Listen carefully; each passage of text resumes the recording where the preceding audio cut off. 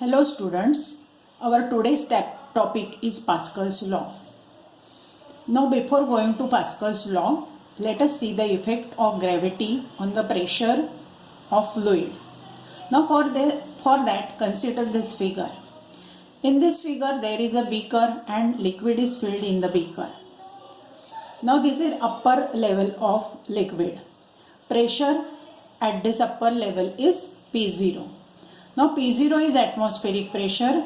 The atmospheric pressure is pressure due to Earth's atmosphere. Now consider a level which is at depth H1 from upper level. Now pressure at this level is P1, which is equal to P0 plus H1 rho g. Again P0 is the atmospheric pressure and H1 rho g is pressure due to a liquid column of height h1. Rho is density of liquid and g is gravitational acceleration. Now consider this bottom level. Pressure at this bottom level is P is equal to P0 plus h rho g. P0 is atmospheric pressure, then h rho g is pressure due to liquid column of height h, rho is density of liquid and g is gravitational acceleration.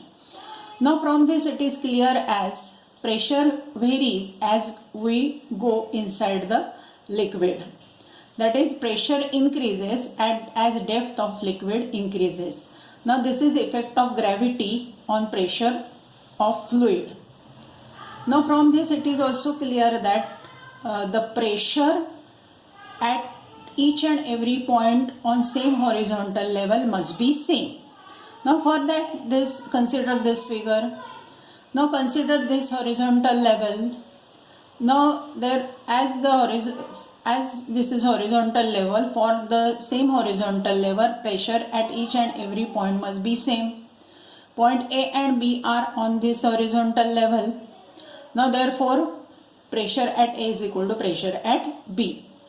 Now consider the second horizontal level, then pressure at each and every point on this horizontal level must be same. Now therefore pressure at C is equal to pressure at D. Now consider the statement of Pascal's law. Pascal's law states that pressure applied at any point of enclosed fluid at rest is transmitted equally and undiminished to every point of fluid and also to the walls of container, provided the effect of gravity is neglected. In order to explain this Pascal's law, consider this figure. Here again there is a beaker and a liquid is filled in the beaker. A piston is attached to the beaker and pressure P is applied to the piston. Now according to Pascal's law, this pressure must be transmitted equally to each and every point of fluid and to the walls of container. Now for that consider a solid inside the liquid. This solid is having shape of sandwich. Now there are three sides of this solid. If we consider pressure at this point, then this pressure is perpendicular to the surface and acting in this direction. Now if we consider the pressure at this point, then the pressure is perpendicular to the surface and acting in this direction. If we consider pressure at this point, then this is perpendicular to the surface and acting in this direction. Therefore, the pressures are acting on each and every side of the solid and solid is at rest. Now from that it is clear that the resultant pressure acting on the solid must be 0.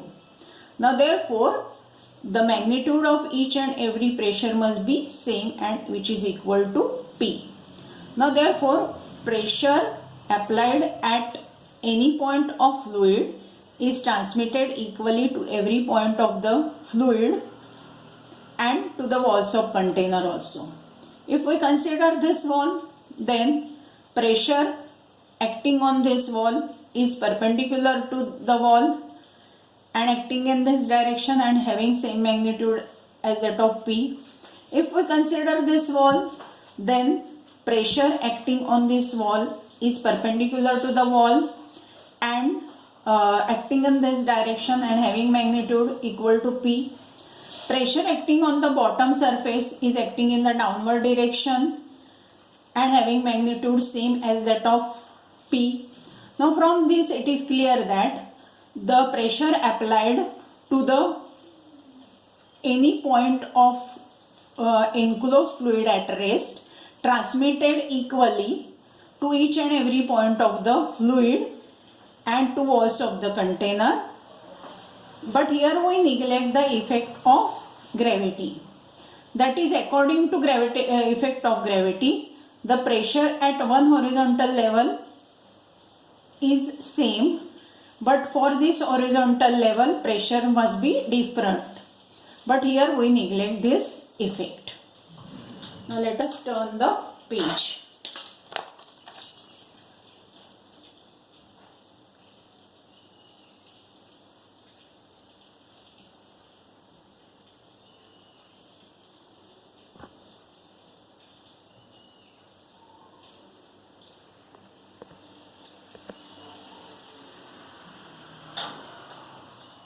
Now let us see the experimental proof of Pascal's law.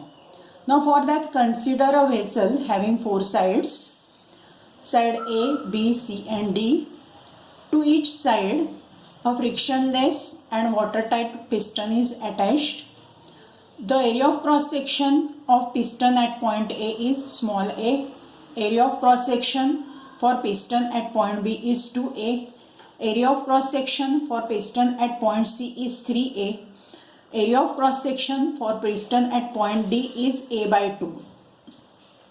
Now let us consider that force F is applied to point A. Now according to Pascal's law, it must be transmitted equally to each and every point of the fluid and to the walls of container. Now as force is applied on area A, pressure P is applied on the piston is P is equal to F upon A. Now due to this pressure, the other three pistons move in outward direction. Now in order to keep these pistons at their original position, we must apply different forces on these different pistons. It is observed that the force that should be applied to the piston at point B is 2F. The force that should be applied to the piston at point C is 3F. And the force that should be applied at the piston at point D is F by 2. Now what is the pressure at point B, C and D? Pressure at point B is force upon area, that is 2F upon 2A, which is equal to F by A.